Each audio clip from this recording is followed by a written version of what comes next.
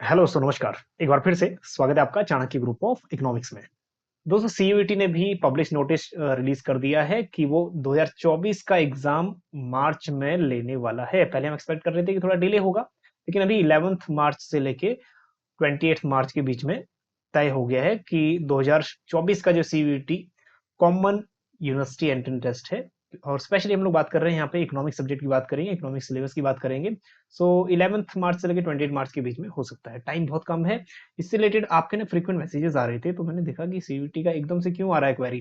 तो इसमें ये पता किया कि नोटिफिकेशन आया है, नोटिफिकेशन में हमारा नजर भी नहीं गया था, तो चेक किया। नोटिफिकेशन को डिटेल में थोड़ा सा एनालिसिस करेंगे, फिर हम करेंगे इसका सिलेबस और आपको बुक करेंगे कि सजेस्टेड बुक्स आपकी क्या रहेंगी।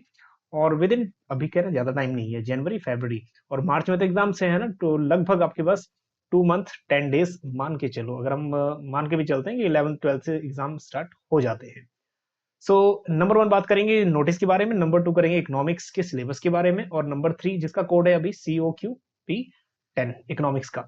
नेक्स्ट, सजेस्टेड बुक्स कौन सी रहेंगी, ये 3 टॉपिक हम लोग इस वीडियो में डिस्कस करेंगे।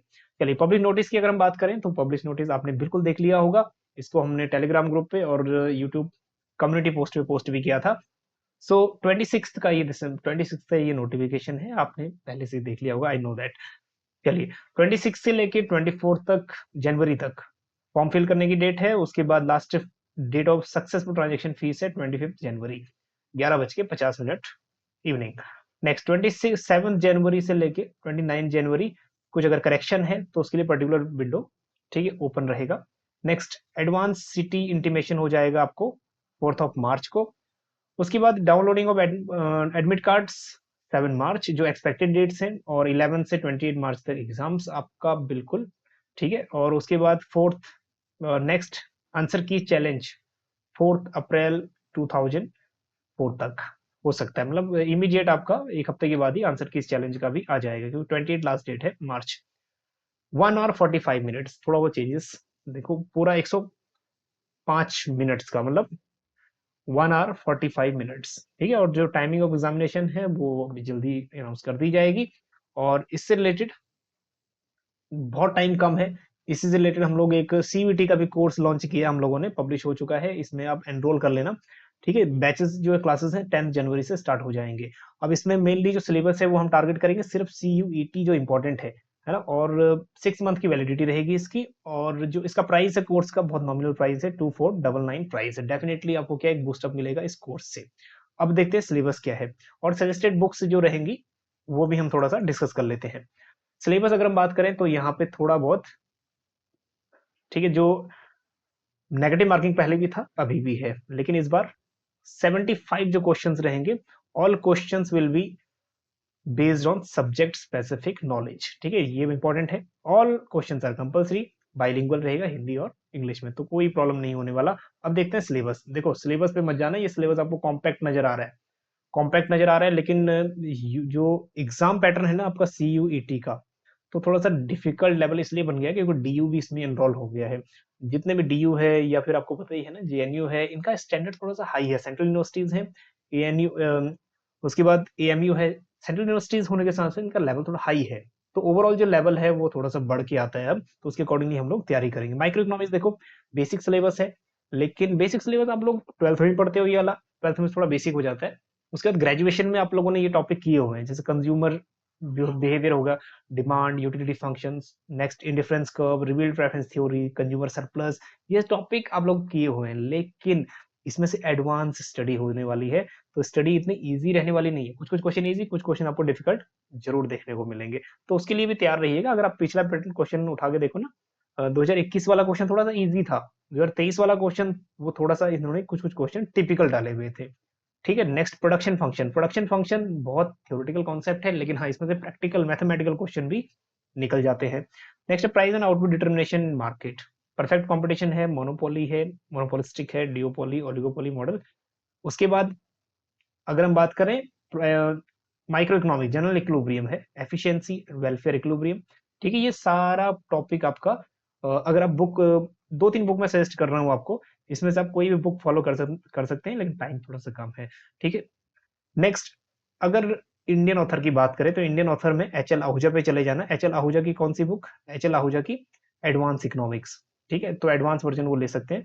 अगर आपने फॉरेन ऑथर में जाना है तो फॉरेन ऑथर के लिए भी, ठीक है। अब एक नाम ये लिख रहा हूं मैं यहाँ पे, इसमें थोड़ा सा आप लोग इसको भी देख सकते हैं, हाल आर वरियन।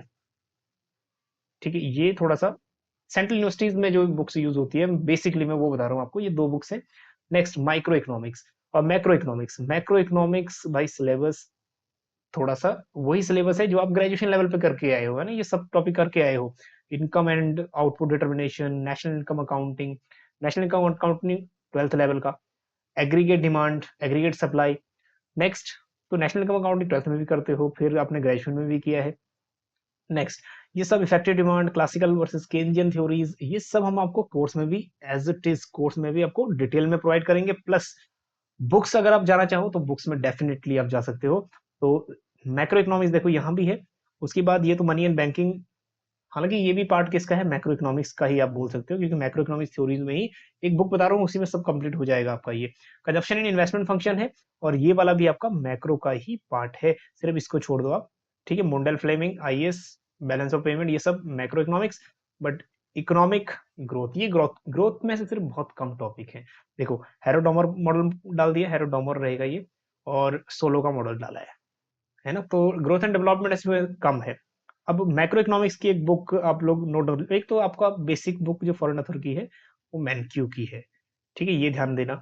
नेक्स्ट जो बुक आप फॉलो फॉलो कर सकते हो, फिशर की बुक फॉलो कर सकते हो, ये दोनों ही इंटरनेशनल ऑथर है। देखिए, इंडियन ऑथर में आपको बेसिक मिलेगा, एमएल जिंगन मिलेगा, या फिर एच एल आहूजा मिल जाएगा।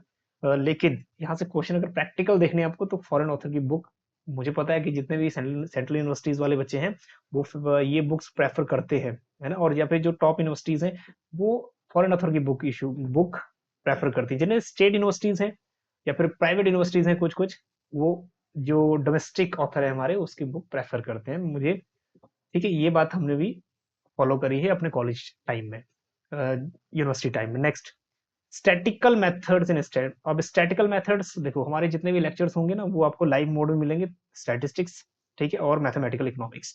तो मीन, मोड, मीडियन वगैरह, डिस्पर्जन, ये सब बेसिक चीजें हैं, ये सब हम लोग अपने कोर्स में भी डिस्कस करेंगे। लेकिन अगर आप बुक, कॉम्पैक्ट बुक चाहते हैं मैथमेटिकल इकोनॉमिक्स और स्टैटिस्टिक्स की, देखो स्टैटिस्टिक्स में तो आपको सलाह ये दूंगा कि स्टैटिस्टिक्स थोड़ा सा कम पोर्शन है। अगर आप कहीं से भी स्टैटिस्टिक्स की बुक कोई भी उठा रहे हैं, ठीक है, वो बुक आपकी सफिशियंट रहेगी। चलिए, फिर भी एक मैं नाम ले रहा हूँ, उसको आप नोट कर लीजिएगा। ठीक है, इंडियन ऑथर है एसपी गुप्ता।